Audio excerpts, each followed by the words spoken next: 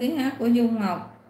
Mời cả nhà lắng nghe tiếng hát của anh Thiện Hải Hà, ca khúc Một Chuyến Bay Đêm. Sau đó tới chị thì Anna, em Thanh Tùng nữa, em xin xuống like nha cả nhà. Một chuyến bay đêm.